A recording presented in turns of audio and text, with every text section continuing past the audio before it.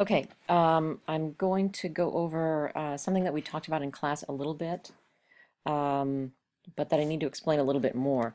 The older narrator looks back. A couple of you, we talked about this a little bit in class the other day, and a couple of you came up to me afterward and said, "What is this older, younger narrator business, and how are we going to be using it?" So we're going to talk about that. I'm going to give you a couple of examples. In fact, a couple of you said, "What the heck is an older narrator? What are we talking about here?" So let's go over that first. I think an older narrator is sometimes called a retrospective narrator in memoir and fiction. Anything in your text that gives us context in scene or leading to a scene. And what it does is it shows the difference between the narrator who is telling the story and the younger self, the character who lived the story. And so let's talk about that a little bit. I'm going to give you a couple of examples. The first one comes from a memoir called Love Sick, a memoir of searching for Mr. Good Enough. It's very funny. Francis Cuffell has written several memoirs, one about losing a lot of weight, which is I found it riveting. But I really like this one too. She uses a lot of retrospective narration in this. She's writing about dating, her dating life in her 50s or early 50s. But she sets the first part of the book up by looking at, significant past relationships, including her best friend named Will, who was her best friend in grade school. Okay, so let's take a look.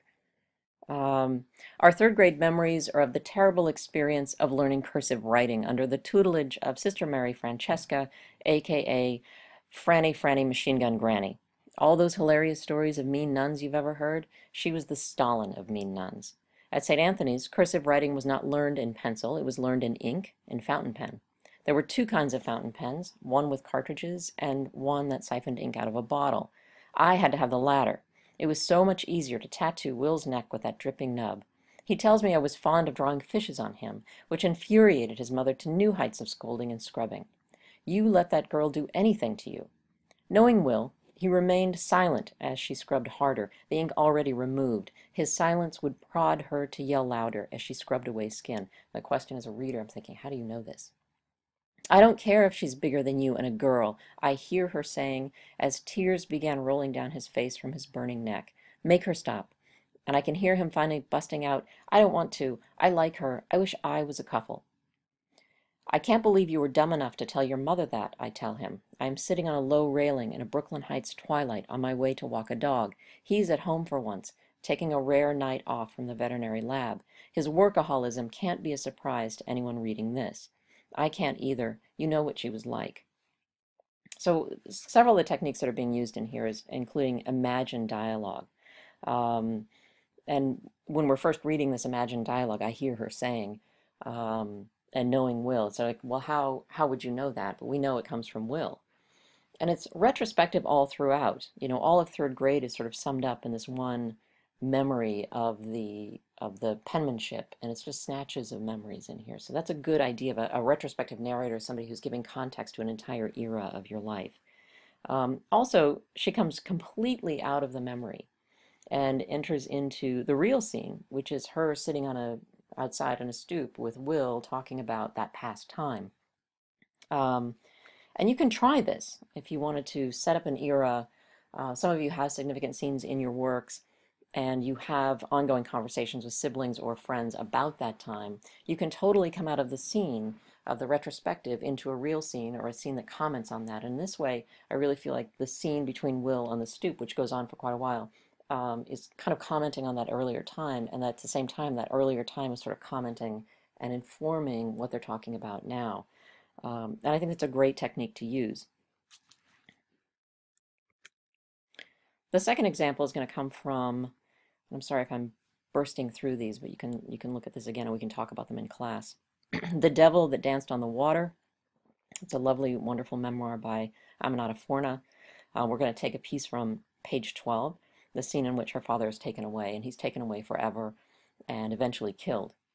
What I like about this scene to use it as an example here is that it's told entirely in present tense, which I tend to ask writers to avoid.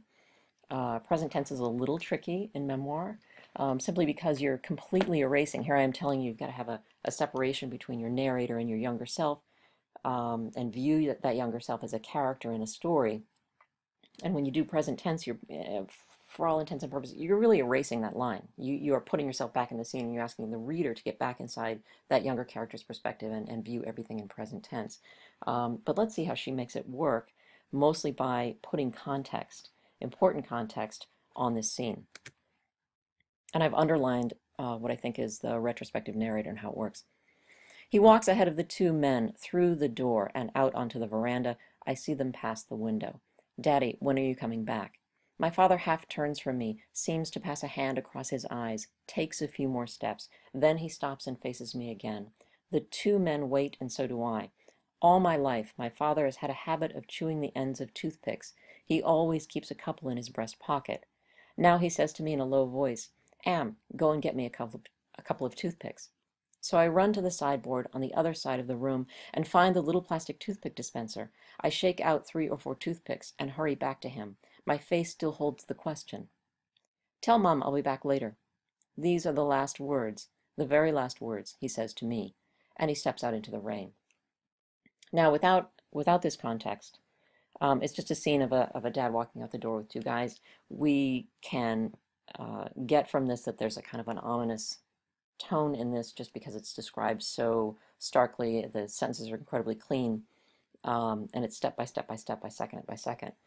But I think by adding this bit about the toothpicks, we need to know that. Otherwise it's just a guy asking for toothpicks. We need to know that these toothpicks are significant to him and why, and what that ritual would have meant to her at the time. And also the last lines. These are the last words, the very last words he says to me. She did not know that in the moment. She is staying in present tense here, but giving us the context that we need to know that this was an important moment. So you can use present tense when you want to be completely immersed in a scene and just have a few touches of context that explains why are we seeing this? Why are you explaining this? Otherwise, you run into the risk of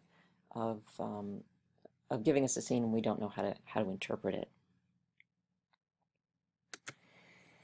Here's another one. One of my favorite essays that I often use in class. This is A Death in Montreal, an essay by my good friend Jack Falla. It's from his wonderful book Open Ice. In this one, I've manipulated this a little bit so that we can look at the way that retrospective narrator can be threaded through and added, and the kind of power that it adds for you. So I'm going to give you pieces of the scene, the remembered scene first, and then we'll add in the context and see what it does for you. This scene takes place during a tabletop hockey game with a friend. It's not really a scene, it's sort of like a mini scene or a moment. In the middle of a tabletop hockey game, and he opens the section by saying, you know, my mother's death would have been a surprise to me but for this moment. And you need to know that the younger narrator is losing this game. I must have been losing that game because during a break, Mrs. Crotty pulled my opponent aside and whispered to him, although not softly enough because I overheard her, "Let him win. His mother is dying." I don't recall finishing that game. All I remember is walking home in a state of cold apprehension, tempered only by the hope that Mrs. Crotty didn't know what she was talking about. But she did. 4 or 5 weeks later, my mother died of leukemia. Now, this is a very serviceable memory. It's a traumatic moment to hear this being said by someone and being whispered so that you're not supposed to hear it. Obviously, it stayed with the writer, and the narrator wants to explain it. But let's look at what we get when we add in some context. I must have been losing that game because during a break, probably when the black marble we used as a puck went flying across the living room, Mrs. Crotty pulled my opponent aside and whispered to him, although not softly enough because I overheard her, "Let him win. His mother is dying." Mrs. Crotty was a nice lady, and I know she meant well, but her dark whispered message told me 3 things. My mother, who was in the hospital with what I had been told was a blood disease, was sicker than my family had led me to believe. Other people apparently knew this, but I was not supposed to know it, and thus not supposed to talk about it. And if my spinning metal Richards beat the other kids' metal Schmidts, the victory would be meaningless. I must have made up an excuse about having to get home for supper because I don't recall finishing that game. All I remember is walking home in a state of cold apprehension, tempered only by the hope that Mrs. Crotty didn't know what she was talking about. But she did. 4 or 5 weeks later, my mother died of what I was told was leukemia. So what do we get when we add in all of this context? It's quite a lot of context. When you see the memory is very, very small, and the context is there's even more of it than there is of the memory. And I think that works perfectly here. So one of the things the narrator has added in is probably when the black marble uses a puck went flying across the living room. Is this something that the narrator remembers of this exact moment, or is it something that the narrator can pull from other memories? The writer is pulling from other memories of similar games. When did we break? Well, we broke when the thing went flying across the room. The second thing he adds is this long paragraph in here about all that he understood about that moment. But I don't think that the kid walking home that night, that the 8-year-old young Jack, knew all of these things in this order. And the other thing he's doing is letting Mrs. Karate off the hook, because if somebody does something mean to you, the reader hates that person. And she did something insensitive, perhaps, but she was trying to do well. And that's one of the things you're doing with context. You're showing your empathy for the other characters in the story. You're showing your empathy for yourself, but you're not angling for pity. So he's just sort of going to lay it out here. He wouldn't have known that in list form in this moment, but he totally knew it as a narrator who is recreating the scene, and he's letting us know all the things that we have to know to understand his walk home. He also adds in, I must have made up an excuse. This is, again, you're imagining what might have happened because he doesn't remember. And then finally, what I was told was leukemia. And we're going to find out later that she actually died of ovarian cancer, and he has a lot to say about that too. But we're getting a sense of the secrets and the secrecy that was surrounding her death.